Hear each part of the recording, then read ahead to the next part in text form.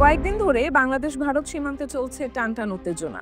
বিশেষ করে বিজিবি ভারতের কবলে থাকা বাংলাদেশি জমি উদ্ধার করার পর থেকেই দুদেশের সীমান্তে চলছে বৈরিতা। ইতিমধ্যে বিজিবির সাথে একাত্মতা নিয়ে বাংলাদেশি মধ্যবয়সী এক যুবকের বিএসএফ এর সঙ্গে বুক চিতিয়ে লড়াই করার দৃশ্য সোশ্যাল মিডিয়া এখন ভাইরাল। সম্প্রতি সোমবারে ঝিনাইদহের কোদলা নদীর ৫ কিলোমিটার অংশ দখলমুক্তি করে বিজিবি, কিন্তু ভারতের বেশ কিছু গণমাধ্যমের নিউজে দেখা যায় যে দখলমুক্ত করার বিষয়টি সম্পূর্ণ অস্বীকার করেছে ভারতের বিএসএফ।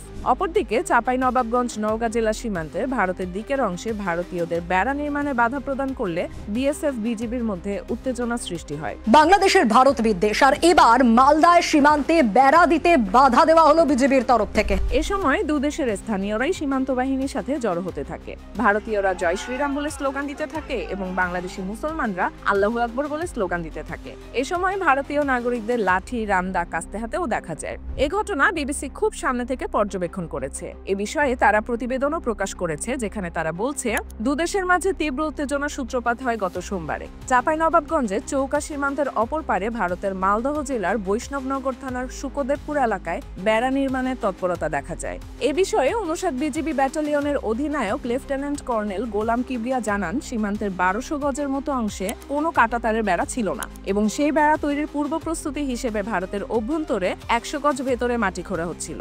পরক্ষণে বিজিবি থেকে বাধা দেওয়া হয় এবং সাময়িকভাবে কাজ থামানো হয়, কেননা নিয়ম অনুযায়ী সীমান্ত লাইন থেকে ১৫০ গজের মধ্যে কোনো কিছু করা হলে সেটা অপর পাশের সীমান্তরক্ষী বাহিনীকে সঠিক নিয়ম মেনে অবহিত করতে হবে। কিন্তু বিএসএফ থেকে কোনো ধরনের যোগাযোগ করা হয়নি বিজিবির সাথে।